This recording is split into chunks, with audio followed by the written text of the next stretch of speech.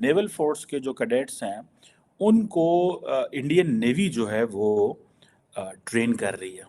तो इससे पता ही चलता है कि ये एक बहुत बड़ा एजेंडा है, क्योंकि इस पे उन्होंने जो ग्लोबल रीबैलेंसिंग है उसकी भी बात की। सऊदीज को ये समझ आ गई है कि इंडिया में चाहिए, and then they have the capacity. 50-55 अरब डॉलर की बायलैटरल ट्रेड है। अब आपको मजे की स्टोरी सुनाओ। इंडियंस कहते हैं कि सऊदीज ने रिक्वेस्ट की है ये। उनके साथ इंडस्ट्रियल डेवलपमेंटल कोऑपरेशन करेंगे। यही इंडिया का चार्म है कि कोऑपरेशन के जरिए, इन्वेस्टमेंट्स के जरिए वो अपनी एक गुडविल, सॉफ्ट पावर जो है उसको बढ़ा रहे हैं। नहीं, पाकिस्तान हर जगह से कुट रहा है। साथ में हिंदुस्तान को देखते हैं तो बड़ी बड़ी कंपनीज आके वहां पे इन्वेस्ट कर रही है और बड़ी बड़ी चीजें जो है एमओयू साइन हो रहे हैं, एग्रीमेंट्स बन रही है मिडिल ईस्ट के साथ, यूरोप के साथ, अमेरिका के साथ, बाकी दुनिया के बड़े कंट्रीज के साथ। लेकिन जब उसके बदले में पाकिस्तान को हम देखते हैं तो पाकिस्तान से बहुत सारे लोग डरे हुए होते हैं, सहमे हुए होते हैं, क्योंकि पाकिस्तानियों के मन में चोर है। एक वक्त होता था कि पाकिस्तान का कंप्लीट कंट्रोल होता था, एक मोनोपोली होती थी, एक अच्छा ताल्लुक था कि सऊदी अरब जो है वो या तो अमेरिकन से अपने सोल्जर्स ट्रेन करवाते थे या फिर पाकिस्तान से करवाते। ये एक बड़ी डेवलपमेंट है from Saudi perspective and Indian perspective. Saudis ये क्यों कर रहे हैं, मैं इसकी कुछ मिसालें दे सकता हूँ, बाकी इसको स्ट्रेटेजिकली एनालाइज करने की कोशिश करते हैं। देखिए, पहली बात तो ये है कि सऊदीज को एक चीज़ का पता है कि इंडिया जो है वो इस वक्त इंडो पैसिफिक में उसका एक डंका बज रहा है, इन अ सेंस के सारे जो ग्रेट पावर्स हैं वो इंडिया के पास आ रहे हैं।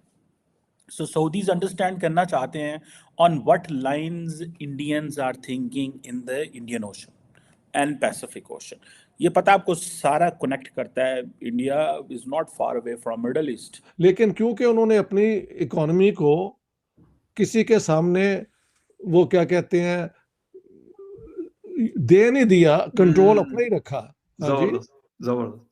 तो उधर से चीन में के साथ जहां पे पहले ये वेस्टर्न पावर्स गए थे, वहां उनके साथ मसले खड़े हो गए हैं। तो इंडिया दुनिया के लिए एक डेमोक्रेटिक सेकुलर मुल्क है। तो अब आप देखें, एक के बाद एक के बाद एक, आप कह रहे हैं कि बोइंग भी यहाँ पे आ रहा है।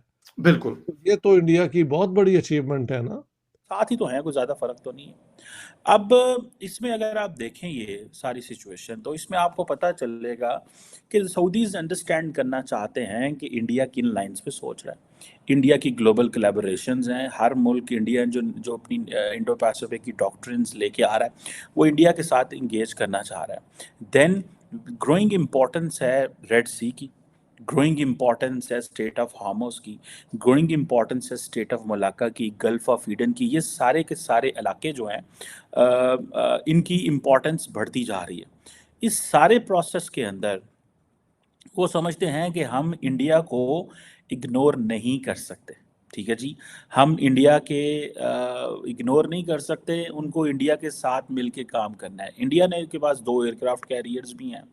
सऊदीज़ को इन चीज़ों का बड़े अच्छे से पता है कि ये क्या और किस सेंस में चीज़ें जो हैं वो आइंदा आने वाले दिनों में हो सकती हैं और क्या करना चाहिए इसको, सॉरी, सऊदीज़ को क्या करना चाहिए। फॉर एग्जांपल, आपको याद होगा रिसेंटली ओमान की लीडरशिप आई थी, strategic dialogue and all this, they wanted, Indians wanted to have an access कि जी हमें जो पोर्ट है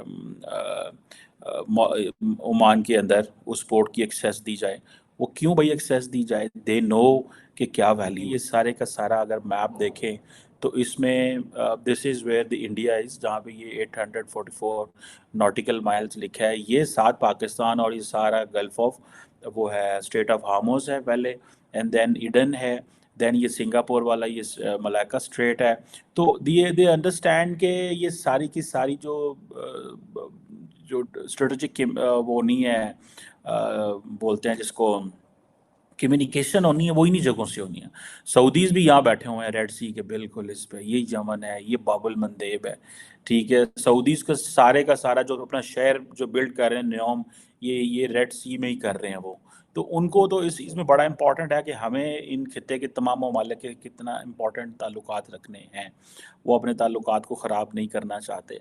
सो सऊदीज़ को ये पता है कि अगर यमन जो है उसमें सऊदीज़ ने बेसिकली अपनी सारी की सारी जो है ना सी कम्युनिकेशन लेन्स को सिक्योर करने के लिए ईरान से ताल्लुकात अच्छे किए हैं। One of the reasons, not many of the reasons, one of the reasons, because उनको पता है कि जो हम मॉडल दुनिया के सामने पेश करना चाहते हैं इस रेड सी में, यहाँ पे जनाब वो जो न्योम सिटी होगा, पार्टी होगी, लोग आएंगे, नया शहर बन रहा है, एक नए दुनिया आबाद करने जा रहे हैं।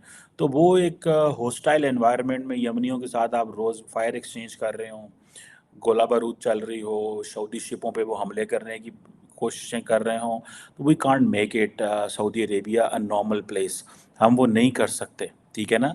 सो सऊदीज़ को ये समझ आ गई है कि इंडिया में चाहिए, and then they have the capacity. 50-55 अरब डॉलर की बायलैटरल ट्रेड है। अब आपको मज़े की स्टोरी सुनाओ।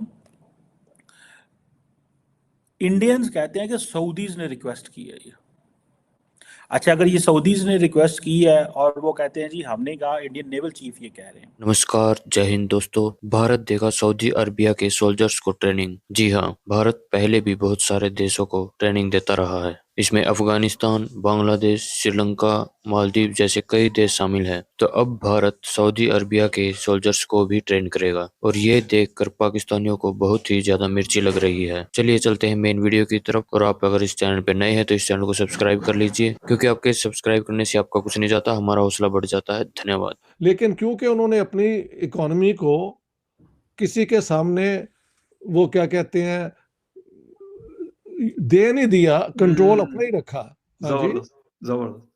तो उधर से चीन में के साथ जहां पे पहले ये वेस्टर्न पावर्स गए थे, वहां उनके साथ मसले खड़े हो गए हैं।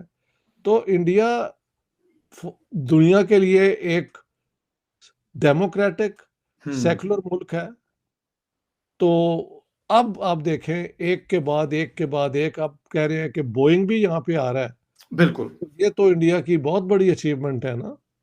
सेमीकंडक्टर में वो आगे बढ़ रहे हैं। मेरा एक कजन है जिसे मैं अभी कनाडा में मिल के आया हूँ, वो कहता है कि इंडिया दुनिया का सेंटर हो जाएगा सोलर ये एनर्जी के लिए एतबार से।